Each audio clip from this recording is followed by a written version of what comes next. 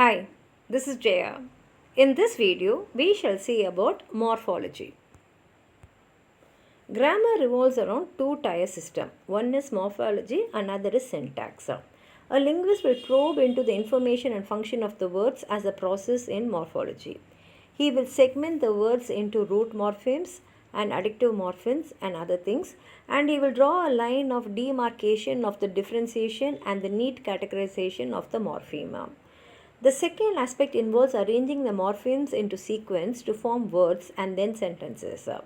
Pronunciation forms the third aspect, which includes the way in which the segmental and suprasegmental features such as rhyme, stress, pitch, and intonation function. The term morphology is derived from the Greek word morph, which means form, and logy means the study of. In language, morphology deals with what morphemes are and how they operate in the structure of a word. It involves the pattern of the word forms, their formation, origin, and the grammatical forms. It also describes the grammatical elements in a language by observing their form and function, phonological variance and distribution, and mutual relationships within larger stretches of speech. In linguistics, morphology deals with the forms and functions of morphemes in the structure of a word. Thus, morphology can be said as a systematic study of morphemes or how morphemes join to form words. Now, what is morpheme? The morpheme is a form consisting of one or more phonemes which convey a specific semantic notion in all its occurrences in a language. Bernard Bloch and George L. Trager define morpheme as a form free or bound which cannot be divided into smaller meaningful units. Bloomfield describes it as a linguistic form which bears no partial semantic semblance to any other form. Nida sums it up as the minimum meaningful unit. Gleason defines it as a second basic unit in the expression system and which enters into relationship with content side. Hockett says that the morphemes are the smallest individual meaningful elements in the utterances of a language. Hall opines that morpheme is any meaningful utterance carried by a single intonation and it is a minimum meaningful unit. Lills defines it as minimal syntactic unit. Verma says that morpheme may be said to be the smallest grammatical unit and classes of morpheme function as constituencies of word structure.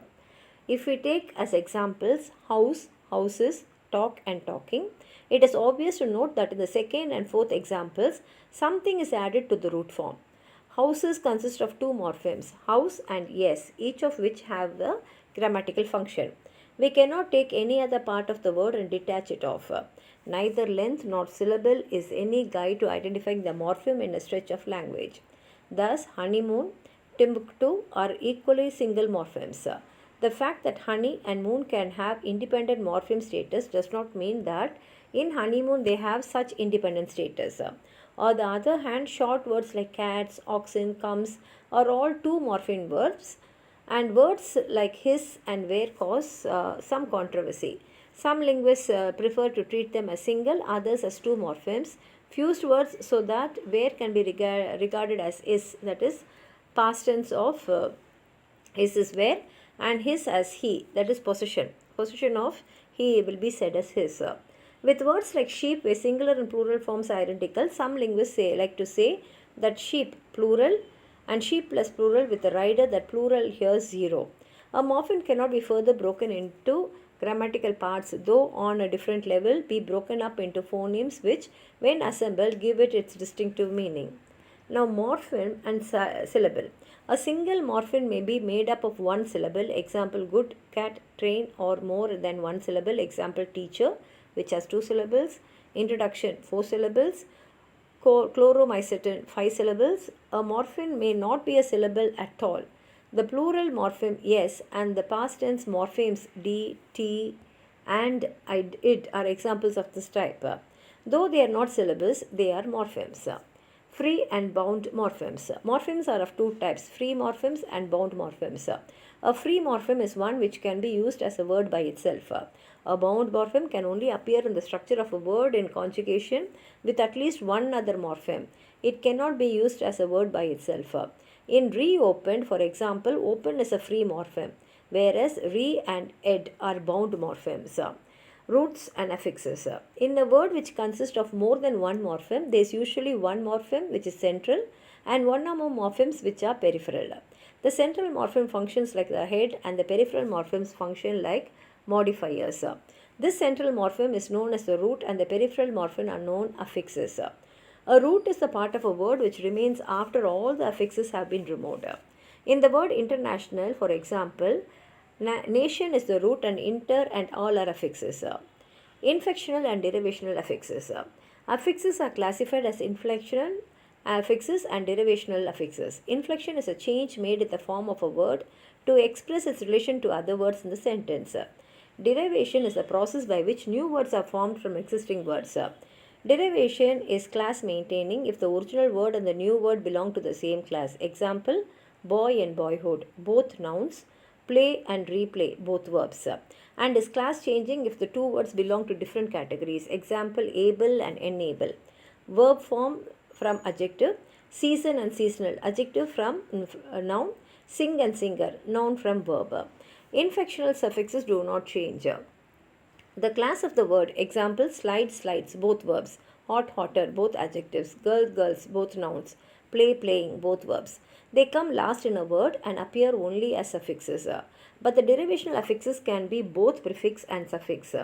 The prefix and the suffix. From the point of view of the positions they occupy in a word in relation to its root morpheme, affixes can be divided into three known as prefixes and suffixes. A prefix is a word element that is added at the beginning of a word to form another word. A suffix is a word element that is added at the end of a word to form another word to obtain another form of the same word. In the word unfriendly, for example, un is a prefix and ly is a suffix. Morpheme classification can be like this. Morphemes, we take a word free bound. Now free is the roots and bound is the affixes. Now roots, prefix and suffix are derivational. Derivational always has class maintaining and class changing. Inflectional will not have anything. And we can find the morph. The concept of morph recognizes that a morpheme has a phonetic shape. The phonetic representation is called its morph. The word leader has two morphemes, lead and er. These are realizable in the phonetic shape as le, de and these two morphemes of the morpheme. Difference between a morph and a morpheme. A morpheme is the minimal grammatical unit of a language, whereas a morph is its orthographical or phonological shape. In walked, the initial morph is walk and the final morph is ed. In moved, the initial morph is move and the final morph is d.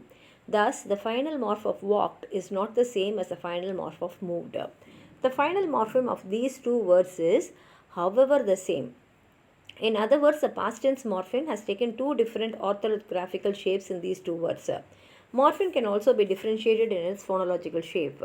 In the verb missed, for example, the initial morph is miss and the final morph is ist, is and t. Similarly, in the verbs killed, the initial morph is kill and the final morph is d. The final morph of these two words is, however, the same. In the verb parted, the initial verb is parted and the final morph is id. The final morph of these three words is the same, however. Thus, we can say that a morpheme is an abstract element of grammatical analysis, whereas a morph is the phonological or the orthographical realization of that abstract grammatical concept. A morph is an identifiable segment in the linear sequence of morphological segments in an utterance. A morpheme, on the other hand, is not really an identifiable segment but a factorial component. In nouns like men, mice, geese and women, the plural morpheme has been so fused with the root morpheme that it can only be understood as a factorial component. These nouns are composed of only one morph each, though there are two morphs in each of them. The same thing applies to adjectives like better, best, worse and worst, and irregular verbs like stood, ran, took, came, rang and sang. Portmanteau morph. A portmanteau morph is a morph which represents a togetherness of two or more morphs. The word was, for example, represents a togetherness of, it is a be form of verb, it is a past tense and it is also singular. It is used with indicating a single person like I was, he was and she was. Similarly, the word represents a togetherness of a be form to third person and also singular and also present. It was Hockett who used this technical term for the first time. Allomorphs. A morpheme is not always represented by the same morph. It may be represented by different morphs in different environments. At the end of a word like toys, the plural morpheme, for example, is realized as z at the end of the words. Like pots, it is realized as s, and at the end of the words like houses, it is realized as is. Similarly, at the end of the verb like stopped, the past tense morph is realized as t. At the end of the verb like bombed, it is realized as d. But at the end of a verb like wasted, it is realized as id. In other words, s, z, and is are the three alternative realizations of the plural morpheme in English. Similarly, t, d, and id are the three alternative realizations of the past tense morph. Such alternative realizations of a morpheme are known as allomorphs. Allomorphs are the phonological variations of the same morph or morpheme. Now, what is zeromorph? Plural forms of the words like aircraft, deer, and sheep are good illustrations of this zero element because the plural form of each of these words is the same as its singular form. Similarly, in the case of irregular verbs like cast, caused, and cut, the past tense morpheme is realized in terms of a zeromorph. Truncation. Truncation is a process in which a part of the base is dropped before a derivational suffix is added to that. For example, phenomenon plus al, phenomenal. Nominate plus e is nominee. Vegetable plus Aryan is vegetarian. Astronomy plus is equal to astronomer. Accurate plus c is accuracy. Morphological analysis of words are uninterestingly is class maintaining derivational prefix. Interestingly is the stem, and interestingly is also a stem. Here ly class changing derivational suffix is added here, and interest is the root. Ing is the inflectional suffix. In destabilization we have destabilize, which is a stem. Asian is a class changing derivational suffix, and d is the class maintaining derivational prefix. And stabilize is the stem. Stable is the root. ISC is the class changing derivational suffix. If you have anything more to add on to what I've said, please write it in the comment box. Like the video, share it with your friends, and if you have not subscribed my channel, please subscribe and support. Thank you.